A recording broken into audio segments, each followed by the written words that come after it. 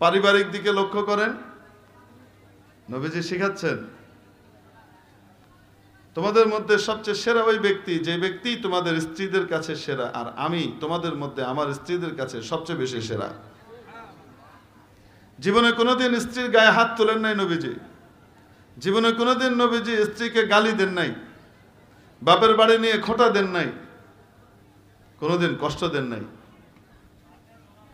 নবীজির এই শিক্ষা অনুযায়ী যদি আমরা সকলেই নবীজির এই তরিকাকে ফলো করতাম আর একজন ভালো স্বামী হতাম, তাহলে আমাদের ঘরগুলো জান্নাত হয়ে যেত।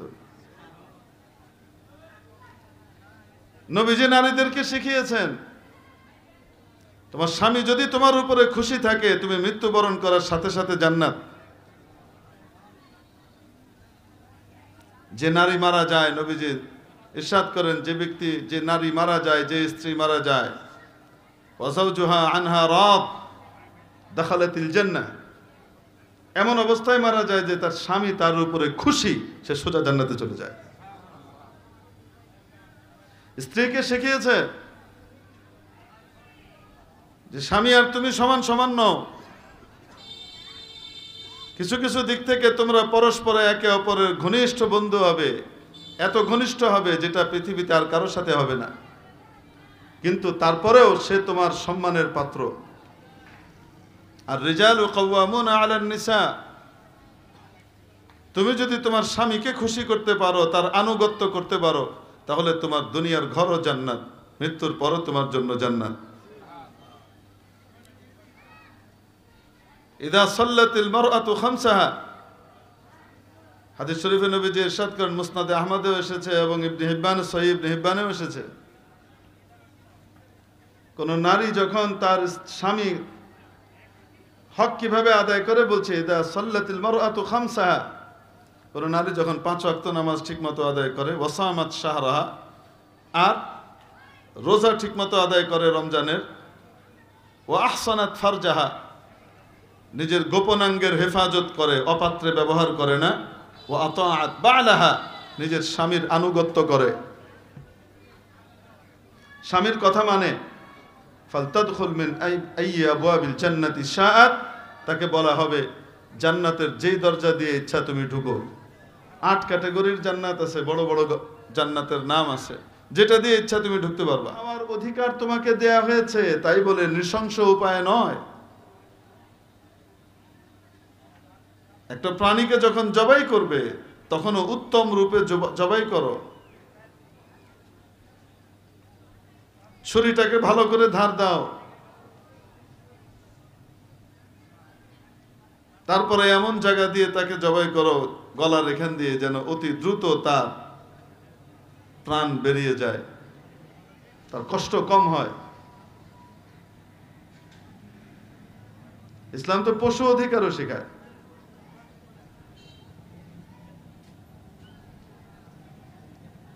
আল্লাহু আকবার। জ্যান্ত মুরগিকে এভাবে ধরে গরম পানির ভিতরে চুবাই দেয়, চামড়া টামড়া খসে চলে আসে। এগুলা আমাদের অন্যান্য ধর্মাবলম্বীদের ভিতরে আছে না নাই? ইসলাম হারাম করার দিয়েছে, এটা, এগুলো হারাম। ইসলাম মানুষকে মানুষ বানানো শেখায়, মানুষকে সত্যিকারের মানুষ বানায়, গরু গাধার কালচার থেকে তাকে ভিন্ন করে ফেলে। ইসলাম শেখায় তোমার শৌচকর্ম সম্পাদন করতে হলেও কিছু রীতিনীতি আছে, সবার সামনে উদাম হয়ে বয়ে যেও না। কানা রাসূলুল্লাহ সাল্লাল্লাহু আলাইহি ওয়াসাল্লাম ইযা যাহাবা আল মাযহাব আবআদ, নবীজি যখন শৌচকর্ম সম্পাদনের জন্য যেতেন, তখন দূরে চলে যেতেন। ওই যুগে তো আর বাথরুম অ্যাভেলেবল ছিল না, দূরে চলে যেতেন যেন সতর কেউ দেখতে না পায়, আড়ালে চলে যেতেন। ইসলাম শিখিয়েছে তুমি আড়ালে যাও, আর যখন যাবা তখন আগে বাম পা দিয়ে ঢুকো, ওয়াশরুমে ঢুকো আর ওইরকম জায়গাতে যাও, আগে বাম পা দাও। ঢোকার আগে দোয়া পড়ে না, আল্লাহুম্মা ইন্নী আউযু বিকা মিনাল খুবুথি ওয়াল খাবাইস। ভিতরে ঢোকার পর এইভাবে এভাবে এভাবে কুলুক এবং ঢিলা ব্যবহার করো, পানি ব্যবহার করো। তারপরে বের হবার সময় আগে কোন পা দাও? ডান পা দাও। বের হওয়ার পরে দোয়া পড়ো গুফরানাক। এগুলা হাইওয়ান জানোয়ার করে না। ইসলাম শেখাচ্ছে খবরদার, প্রস্রাব করার সময় হাইওয়ান জানোয়ার যেমন কোনো তমিজ করে না, তুমি ওরকম করলা না তা নয়। তোমাকে যদি পেশাব করতে হয় খবরদার নিচু জায়গায় বসে উঁচু জায়গায় পেশাব করবে না। বাতাসের বিপরীতমুখী হয়ে বসে পেশাব করবে না। কোনো গর্তের ভিতরে পেশাব করবে না। কেন? নিচু জায়গায় বসে উঁচু জায়গায় পেশাব করলে বেয়ে এসে তোমার জুতো, তোমার পা ইত্যাদিকে নাপাক করে দিবে। বাতাসের উল্টো দিকে বসে পেশাব করলে বাতাসের ছিটায় এসে তোমার কাপড় চোপড় শরীর নাপাক হবে। হাইওয়ান জানোয়ারের পাক নাপাকির কোনো তমিজ নাই। দুনিয়ার যে সমস্ত লোক এই ইসলামী শিক্ষায় শিক্ষিত হয় না, বড় ডিগ্রি অর্জন করার পরেও ওই যে খাড়ায় খাড়ায় মিটায় তারপরে আস্তে করে ভিতরে ঢুকায় ফেলায়, সেখানে পবিত্রতা, পরিষ্কার পরিচ্ছন্নতা এবং পবিত্রতার কোনো বিষয় সামনে নাই। কাপড় নাপাক হইলো না, শরীর নাপাক হইলো না, কি হইলো এই বুঝি নাই। গর্তের ভিতরে পেশাব করবা না, নবীজি শিখাচ্ছেন। কেন? গর্তের ভিতরে কোনো প্রাণী থাকে, সেই প্রাণী তার নিজের বাড়িতে আছে, সে এখন তোমার কোনো ক্ষতি করে নাই। এটা তার বাড়ি, সে তোমার কোনো ক্ষতি করে নাই, অযথা তাকে কষ্ট দেওয়ার অধিকার তোমার নাই। গর্তের ভিতরে যে প্রাণীরা থাকে, ইঁদুর, সাপ, এরা মানুষের খুব উপকারিত। কি বলেন আপনারা? ইসলাম তো একটা সাপের অধিকার, একটা ইঁদুরের অধিকারও সংরক্ষণ করে, তার ঘরে তাকে কষ্ট দেওয়ার জন্য নিষেধ করে, যতক্ষণ সে আমার ক্ষতির কারণ না হয়ে দাঁড়ায় সরাসরি। যে ইসলামী শিক্ষা সাপের অধিকার আর ছুঁচো আর ইঁদুরের অধিকার, এটার প্রতিও মানুষকে সচেতন হতে শেখায়, সেই ইসলামী শিক্ষা, কোরআনের শিক্ষা কখনো জঙ্গিবাদের শিক্ষা হতে পারে না। যারা ইসলামী শিক্ষাকে জঙ্গিবাদের শিক্ষা এবং জঙ্গিবাদের আতুরঘর বলে মাদ্রাসাগুলোকে চিহ্নিত করবার চেষ্টা করেছিল, মাদ্রাসাগুলো জঙ্গিবাদের প্রজনন কেন্দ্র বলেছিল, আজকে তাদেরকে টেলিস্কোপ, মাইক্রোস্কোপ দিয়েও খুঁজে পাওয়া যাচ্ছে না। এজন্য এই ধরনের অপপ্রচারে কখনো আমরা অংশগ্রহণ করব না, এই ধরনের অপপ্রচারকে কখনো আমরা বিশ্বাসও করব না ইনশাআল্লাহ।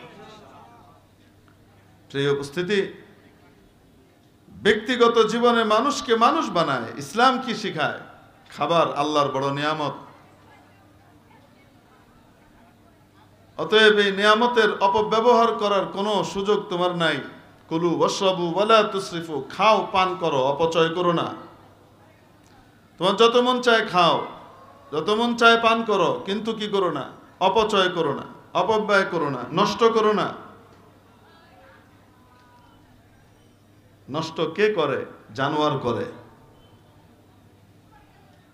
নান্দার ভিতরে কিছু খায়, কিছু ডাইনে, কিছু বামে ফালায়। কে ফালায়? গরু ফালায়। হাইওয়ান জানোয়ারের কাজ। মানুষ তো সুন্দরভাবে যত্নের সাথে খাবে। ইসলাম তাকে শিখিয়েছে, কোরআন তাকে শিখিয়েছে, আগে হাত ধো, 2 হাত ধো, দস্তরখান বিছাও, পরিচ্ছন্ন পরিষ্কার দস্তরখান, তারপরে খাবার খাওয়া শুরু করো। খাওয়ার সময় যেই আল্লাহ খাবার দিয়েছেন, আগে তার প্রতি কৃতজ্ঞতা জ্ঞাপন করো। বিসমিল্লাহি আলা বারাকাতিল্লাহ।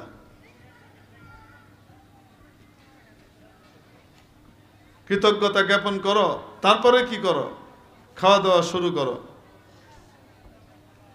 হাত দুইটাকে 2 কাজের জন্য ভাগ করে দাও।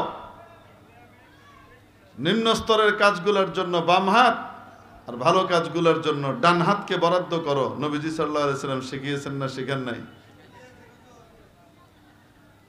বান্দরও খায়, দেখবেন আপনি ডাইন হাত বাম হাত সমানে। আরে খায় কি খায় না?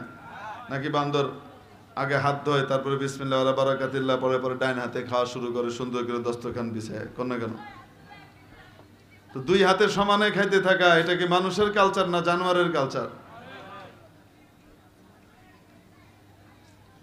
এজন্য কোরআন আর হাদিস মানুষকে আসলে মানবতা, মনুষ্যত্বের শিক্ষা দেয়। এটা তো ব্যক্তি জীবনের কিছু কথা বললাম। পারিবারিক দিকে লক্ষ্য করেন, নবীজি শিখাচ্ছেন তোমাদের মধ্যে সবচেয়ে সেরা ওই ব্যক্তি যে ব্যক্তি তোমাদের স্ত্রীদের কাছে সেরা, আর আমি তোমাদের মধ্যে আমার স্ত্রীদের কাছে সবচেয়ে বেশি সেরা। জীবনে কোনোদিন স্ত্রীর গায়ে হাত তোলেন নাই নবীজি। জীবনে কোনোদিন নবীজি স্ত্রীকে গালি দেন নাই, বাপের বাড়ি নিয়ে খোঁটা দেন নাই, কোনোদিন কষ্ট দেন নাই। নবীজির এই শিক্ষা অনুযায়ী যদি আমরা সকলেই নবীজির এই তরিকাকে ফলো করতাম আর একজন ভালো স্বামী হতাম, তাহলে আমাদের ঘরগুলো জান্নাত হয়ে যেত। নবীজি নারীদেরকে শিখিয়েছেন, তোমার স্বামী যদি তোমার উপরে খুশি থাকে, তুমি মৃত্যুবরণ করার সাথে সাথে জান্নাত। যে নারী মারা যায়, নবীজি ইরশাদ করেন, যে নারী মারা যায়, যে স্ত্রী মারা যায়, ওয়াজাওজুহা আনহা রাদ দাখালাতিল জান্নাহ, এমন অবস্থায় মারা যায় যে তার স্বামী তার উপরে খুশি, সে সোজা জান্নাতে চলে যায়। স্ত্রীকে শিখিয়েছে যে স্বামী আর তুমি সমান সমান নও, কিছু কিছু দিক থেকে তোমরা পরস্পরে একে অপরের ঘনিষ্ঠ বন্ধু হবে, এত ঘনিষ্ঠ হবে যেটা পৃথিবীতে আর কারোর সাথে হবে না, কিন্তু তারপরেও সে তোমার সম্মানের পাত্র। আর রিজালু কাওয়ামুনা আলান নিসা, তুমি যদি তোমার স্বামীকে খুশি করতে পারো, তার আনুগত্য করতে পারো, তাহলে তোমার দুনিয়ার ঘরও জান্নাত, মৃত্যুর পরও তোমার জন্য জান্নাত। ইদা সাল্লাতিল মারআতু খামসাহা, হাদিস শরীফে নবীজি ইরশাদ করেন, মুসনাদে আহমদেও এসেছে এবং ইবনে হিব্বান, সহিহ ইবনে হিব্বানেও এসেছে, কোন নারী যখন তার স্বামী হক কিভাবে আদায় করে, বলছে ইদা সাল্লাতিল মারআতু খামসাহা, কোন নারী যখন 5 ওয়াক্ত নামাজ ঠিকমতো আদায় করে, ওয়াসামাত শাহরাহা, আর রোজা ঠিকমতো আদায় করে রমজানের, ওয়া আহসানাত ফারজাহা, নিজের গোপনাঙ্গের হেফাজত করে, অপাত্রে ব্যবহার করে না, ওয়া আতাআত বালাহা, নিজের স্বামীর আনুগত্য করে,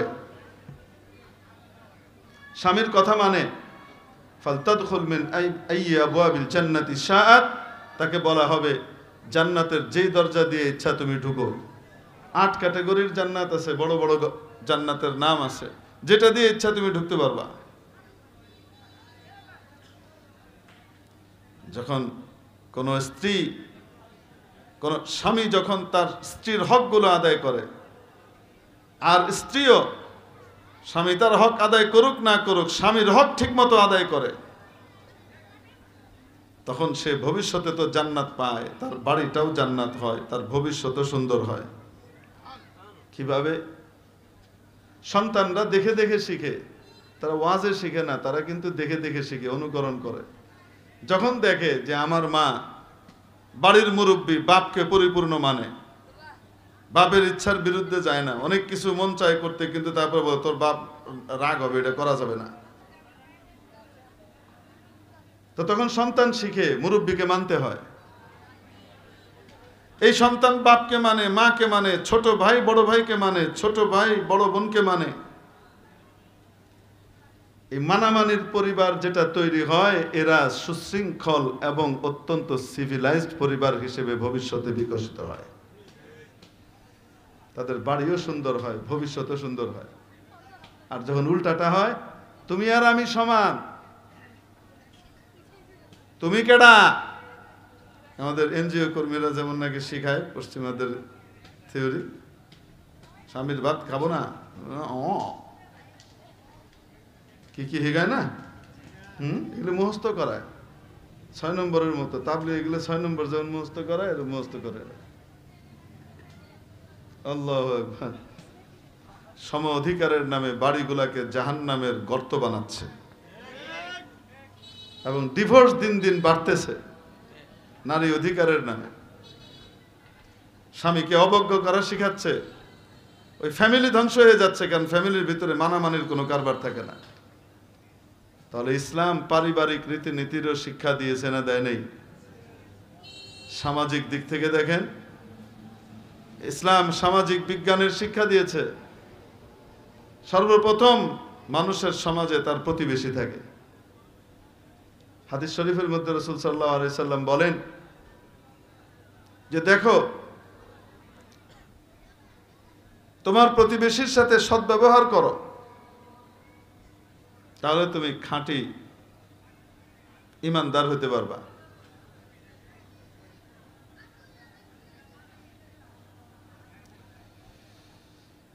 এই আল্লাহ, ওয়া আহসিন ইলা জারিক, নবীজি বলেন তোমার প্রতিবেশীর সাথে সদ্ব্যবহার করো। তাকুন মুসলিমা, অন্য riwayate তাকুন মুমিনা, তাহলে খাঁটি ঈমানদার হতে পারবা। এক হাদিসের ভিতরে আসে, রাসূল সাল্লাল্লাহু আলাইহি সাল্লাম ইরশাদ করেন, জিবরাইল আলাইহিস সালাম আমার কাছে এসে প্রতিবেশীর হকের ব্যাপারে এত তাগিদ, এত গুরুত্ব, এত বেশি এটার উপরে গুরুত্ব আরোপ করেছেন যে আমার কাছে মাঝে মাঝে মনে হতো না জানি প্রতিবেশীকে উত্তরাধিকার সূত্রের ভিতরে হক দিয়ে দেওয়া হয়, মিরাসের হক না দিয়ে দেওয়া হয়। আমার কাছে এটা মনে হতো। নবীজি শিখিয়েছেন, ইযা ইসতাকরাজাকা আকরাজতা, প্রতিবেশী তোমার কাছে ঋণ চাইলে সাধ্য থাকলে ঋণ দাও। তুমি জানো ঋণ শোধ করতে পারবে না, কিন্তু আল্লাহ তোমাকে সাধ্য দিয়েছে, ঋণ দাও। প্রতিবেশীর হক।